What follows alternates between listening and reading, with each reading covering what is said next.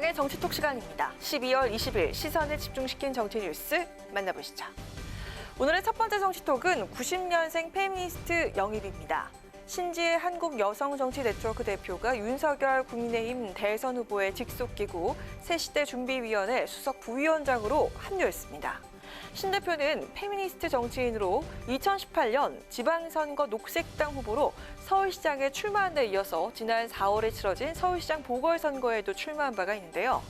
진보 진영의 인사로 불과 한 달 전까지만 해도 국민의힘은 페미니스트의 대안이 될 수 없다며 각을 세웠고 이준석 대표와 각종 토론 프로그램에서 페미니즘 이슈와 관련해서 논쟁을 벌여왔던 만큼 국민의힘 선대위 합류는 이례적이란 평가가 나오고 있습니다.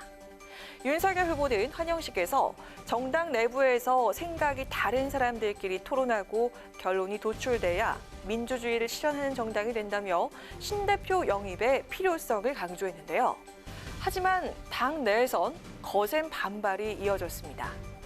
홍준표 의원은 자신이 운영하는 플랫폼 청년 꿈에서 잡탕밥이라면서 쓴소리를 냈고 하태경 의원은 젠더 갈등을 가볍게 보는 선대의 시선이 우려스럽다며 반대 입장을 분명히 했습니다. 또한 이준석 대표 역시도 당의 방침과 크게 어긋나지 않는 선에서 역할을 해줬으면 하는 생각이라면서 불편한 심기를 내비쳤습니다. 한편 민주당과 정의당은 더 날카롭게 비판했는데요. 민주당은 요술에 넘어간 자기 부정의 극치를 보여준 정치인이라고 비판했고 청년정의당 강민진 대표는 페미니스트 신지혜에게 표를 줬던 여성들이 느낄 배신감을 생각하면 안타깝다고 덧붙였습니다. 신지혜 대표, 정치권에서 2030 세대 여성들의 목소리를 대변해온 인물인데요. 여성 표심을 공략하기 위한 대선 후보들 행보가 부족하다는 평가가 나오는 지금 신 대표의 윤석열 선대위 합류는 2030 여성들의 표심을 얻을 카드가 될 수 있을까요? 이어서 두 번째 정치톡은 제3지대의 틈새 공략입니다. 계속되는 가족 리스크로 이재명 더불어민주당 대선 후보와 윤석열 국민의힘 대선 후보의 지지율이 동반 하락한 가운데 제3지대를 내건 정의당 심상정 후보와 국민의당 안철수 후보, 그리고 어제 새로운 물결 창당대회에서 당대표로 선출된 김동연 전 경제부총리는 자신들의 도덕성 우위를 강조하며 틈새 공략에 나섰습니다. 양당 후보들을 겨냥 도덕성 검증을 아예 빼고 대통령을 뽑아야 하나라고 싸잡아서 비판했는데요. 안철수 후보와 심상정 후보는 국민의 올바른 선택을 돕기 위해 도덕성과 비위 의혹에 대한 청문회와 특검을 열어야 한다고 주장했습니다.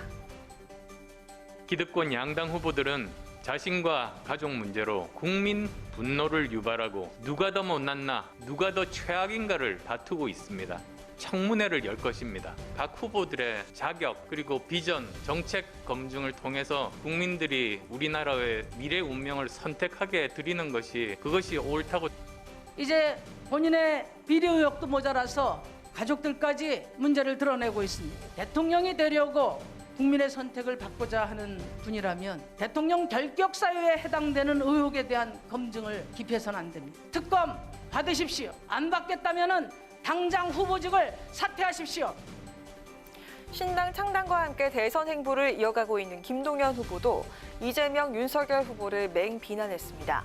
김 후보는 두 후보 중 누가 대통령이 된다고 해서 대한민국이 바뀌지 않는다며 지금은 무엇보다 새로운 물결이 필요하다고 강조했습니다. 수신도 제거도 없이 치국을 논하고 있지는 않습니까? 본인 문제, 가족 문제로 연일 해명하고 사과하느라 바쁘지 않습니까? 새로운 물결은 부패를 쓸어버리는 물결입니다. 기득권 양당 정치를 바꾸는 물결입니다. 네, 연일 터져나오는 이재명, 윤석열 두 후보의 가족 관련 의혹에 안철수 후보는 아니면 말고식의 의혹 제기가 아니라 제대로 검증해야 한다며 후보 합동 검증위 설치를 제안했는데요. 도덕성 평가를 내건 제3지대 후보들의 틈새 공략 작전, 양강부도의 대선 레이스에 새로운 변화를 가져올 수 있을까요? 지금까지 강하랑의 정치톡이었습니다. 안녕하세요. 강하랑입니다. 더 많은 정치 뉴스를 보고 싶으시면 화면 오른쪽을 눌러서 구독해 주시기 바랍니다. 항상 저희 국회방송 뉴스엔을 시청해 주셔서 대단히 고맙습니다.